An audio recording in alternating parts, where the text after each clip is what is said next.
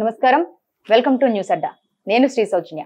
ప్రస్తుతం తెలంగాణలో రాజకీయ పరిణామాల గురించి, బీసీ రిజర్వేషన్ల సాధన కోసం చాలా చర్చ జరుగుతా ఉంది. మరి దాని గురించి, ఆ వివరాల గురించి మనతో మాట్లాడడానికి వాళ్ళు మనతో పాటు ఉన్నారు ఎంబీసీ సంక్షేమ సంఘం రాష్ట్ర అధ్యక్షులు గోగికర్ సుధాకర్ గారు. ఆయన అడిగి మరిన్ని విషయాలు తెలుసుకుందాం. నమస్తే సార్. నమస్కారం సార్. అసలు ఇప్పుడు ప్రస్తుతం రాజకీయ పరిణామాలు తెలంగాణలో ఎలా ఉన్నాయని మీరు అనుకుంటున్నారు? ఈరోజు రాజకీయ పరిణామాలు రోజు రోజుకు మార్పు చెందుతున్నాయి. ఆ మార్పులో భాగం ఏంటంటే, పార్టీలు వాళ్ళకు అవసరాల కోసం, వాళ్ళ అవసరాల నిమిత్తం ఈరోజు ఎంబీసీ కులాలను ఈరోజు వాళ్ళు వాడుకోవడం జరుగుతుంది. ఆ వాడుకోవడంలో భాగంగానే ఈరోజు కాంగ్రెస్ ప్రభుత్వం ఏదైతే వాళ్ళ మేనిఫెస్టోలో కామారెడ్డి డిక్లరేషన్లో బీసీ రిజర్వేషన్ని తీసుకొని రావడం జరిగిందో, ఆ బీసీ రిజర్వేషన్లో భాగంగానే 42% రిజర్వేషన్ ఏదైతే వాళ్ళు పెట్టడం జరిగింది. ఆ 42% రిజర్వేషన్ కోసం ఈరోజు ఎంబీసీ సంక్షేమ సంఘం ఆధ్వర్యంలో ఈరోజు ఏకతాటి మీదకి వచ్చి ఉద్యమాలు చేయడం జరుగుతుందా? ఎంబీసీ ఉద్యమాన్ని చేపట్టారు, ఓకే, కానీ ఎందుకు చేపట్టాల్సి వచ్చింది? అసలు మీ నేపథ్యం ఏంటి? నా నేపథ్యము, నా పేరు సుధాకర్. మాది మెదక్ జిల్లా, ఉమ్మడి మెదక్ జిల్లా, నర్సాపూర్ నియోజకవర్గంలో గోమార గ్రామం, మాది మార్మూల పల్లెటూరు. మాది ఆర్యకటిక సంఘము, ఆర్యకటిక కులము. ఆర్యకటిక కులంలో పుట్టిన నేను ఆర్యకటిక పోరాట సమితిగా నేను స్థాపించడం జరిగింది గత 25 సంవత్సరాల కింద. దాన్ని అంచెలంచెలుగా నేను ముందుకు తీసుకుపోయి మా కులంలో మా వాటా అయింది.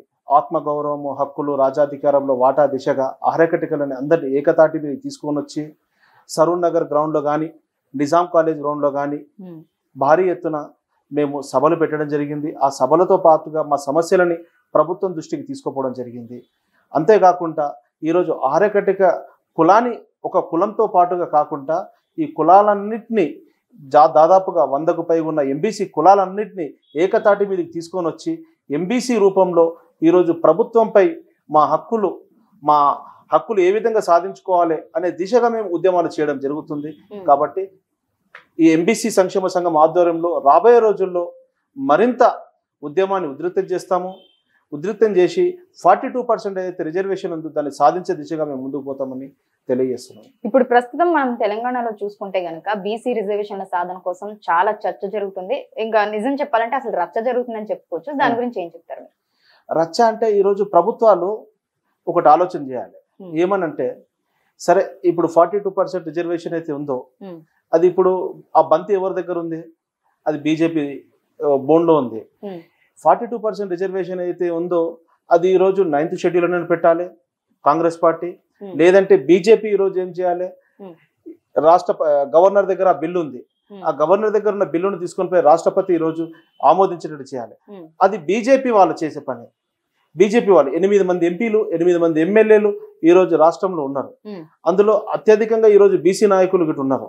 ఏదైతే బీసీ నాయకులుగా మేము చెప్పుకుంటున్నామో, బీసీ సంఘాలకు నాయకత్వం వహిస్తున్నారో వాళ్ళు కూడా ఈరోజు రాజ్యసభ సభ్యులు పదవిలో బాధ్యతలు ఈరోజు ఉన్నారు.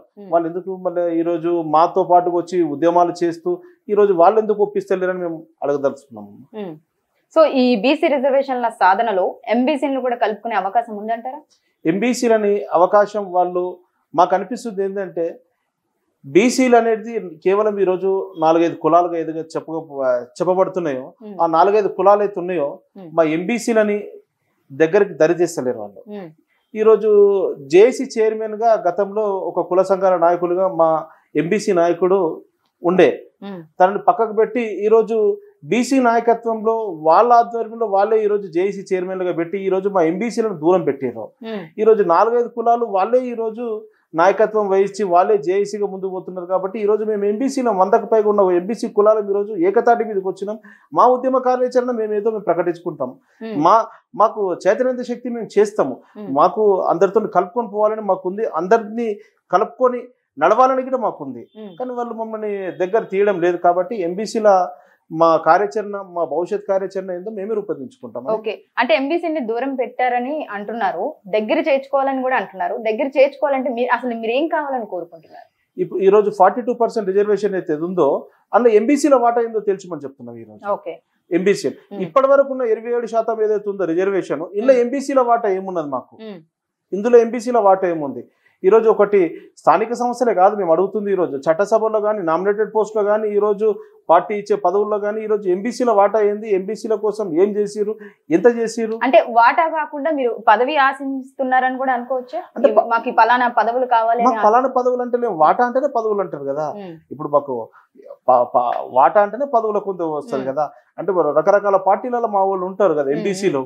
ఆ ఎంబీసీలకు ఏంది ఎంతవరకు ఇప్పుడు మీరు న్యాయం చేయగలిగారు? ఇప్పుడు మీరు బీసీలు ఉన్నారు, బీసీలుగా మీరు అగ్రస్థానంలో ఉన్నారు, ఎంబీసీలకు ఈ స్థానం ఇవ్వాలి అని చెప్పడం లేదు కదా మాకు. కాబట్టి దానికోసం మా ఉద్యమ కార్యాచరణ మేము రూపొందించుకుంటాము. ఈరోజు మేము జిల్లాల వ్యాప్తంగా కానీ ఈరోజు మండల స్థాయిలో కానీ గ్రామ స్థాయిలో కానీ మా ఎంబీసీలందరినీ, మా ఎంబీసీ కులాలందరినీ మేము ఏకతాటి మీద తీసుకొని వస్తున్నాము. వాళ్ళకు మేము చెప్తున్నాము రేపు భవిష్యత్తులో మేము అవసరమైతే బస్సు యాత్ర రూపంలో కానీ, రేపు డిసెంబర్లో చెలో ఢిల్లీ కార్యక్రమం రూపంలో కానీ, రేపు ఇంకా సభలు సమావేశాలు మేము నిర్వహిస్తూ ముందుకు పోతాం. మేము మా కార్యాచరణ మేము ప్రకటిస్తాం, ముందు ప్రకటిస్తామని మేము తెలియజేస్తున్నాం. ఓకే, చివరగా మీ అంతిమ లక్ష్యం ఏంటి? అంతిమ లక్ష్యం ఏంటంటే 42% అయితే రిజర్వేషన్ ఉందో దాన్ని ఖచ్చితంగా మేము సాధించే దిశగా ముందుకు పోతాము. అన్ని సంఘాలతో కలుపుకొని పోతాము. ఎవరు వచ్చినా మేము కాదనము, ఎవరిని మేము వదులుకోము. రేపు ఢిల్లీలో కానీ గల్లీలో కానీ ఎంబీసీల నినాదము ఒకటే నినాదము, 42% ఏదైతే ఈ రిజర్వేషన్ ఉందో దాన్ని ఖచ్చితంగా సాధించే దిశగా మేము ముందుకు పోతామని మేము తెలియజేస్తున్నాం. ఓకే, లాస్ట్ గా చివరి ప్రశ్న ఏంటంటే, ఇప్పుడు జూబ్లీ హిల్స్ ఉప ఎన్నిక జరగబోతుంది. మరి 3 ప్రధాన పార్టీల మధ్య పోటీ చాలా హోరాహోరీగా జరుగుతుంది. మరి దాని గురించి మీరేం చెప్తారు? ఈరోజు జూబ్లీ హిల్స్ ఎన్నికల్లో చూసినట్టయితే ఏంటంటే మేము బీసీలను మేము దూరం చేసుకుంటలేం ఈరోజు. కాబట్టి ఒక బీసీ బిడ్డగా మా యాదవ్ కులానికి చెందిన వ్యక్తి నవీన్ యాదవ్ అనే నిలబడ్డాడు. కాబట్టి వేరే పార్టీలు ఈరోజు బీసీలకు కానీ ఎంబీసీలకు కానీ ప్రాధాన్యత ఇవ్వలేదు, వాళ్ళు టికెట్లు ఇవ్వడం లేదు. ఈరోజు కాంగ్రెస్ పార్టీ అనేది బీసీ బిడ్డకు ఇవ్వడం జరిగింది. కాబట్టి అవసరమైతే మేము బీసీలకు ఎంబీసీలుగా మేము మద్దతు ఇవ్వడం జరుగుతుంది. తప్పకుండా దాన్ని మేము ఆలోచన చేస్తామని మా ఎంబీసీ సంక్షేమ సంఘం ఆధ్వర్యంలో, మా రాష్ట్ర కమిటీ ఆధ్వర్యంలో కూర్చొని మేము తప్పకుండా దానికోసం ఆలోచన చేసి ఈరోజు సాయంత్రం కానీ రేపు కానీ మేము దానికోసము మద్దతు ఇచ్చే విషయంలో మేము మాట్లాడతామని తెలియజేస్తాం. ఓకే, అంటే బీసీ బిడ్డగా నవీన్ యాదవ్ గారు ఉన్నారు అంటున్నారు కాబట్టి ఒకవేళ ఆయన గెలిస్తే గనక ఆయన నుంచి మీకు ప్రయోజనాలు ఉంటాయని మీరు అనుకుంటున్నారు? తప్పకుండా ప్రయోజనాలు ఏంది, మేము కలిసి పనిచేస్తాము. ఇప్పుడు ఆయనకి ఇప్పుడు ఆ ఏరియాలో ఆయనకి ఇప్పుడు ఎమ్మెల్యే పదవి ఇచ్చారు. ఎంబీసీకి ఇంకొక స్థానం ఏదైనా అవకాశం, నామినేటెడ్ పోస్టులో ఏదైనా అవకాశం ఇవ్వమని మేము అడుగుతాం. మేము ఎంబీసీలుగా ఈరోజు బీసీగా ఆయనకు ఎమ్మెల్యేగా గెలిపించిన తర్వాత ఎంబీసీలుగా మాకు ఏదైనా అవకాశం ఇవ్వండి నామినేటెడ్ తరహాలో.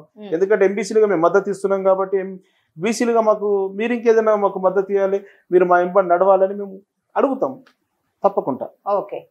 ఓకే అండి, చాలా విషయాలు మాతో చర్చించారు. థ్యాంక్ యూ అండి, థ్యాంక్ యూ సో మచ్.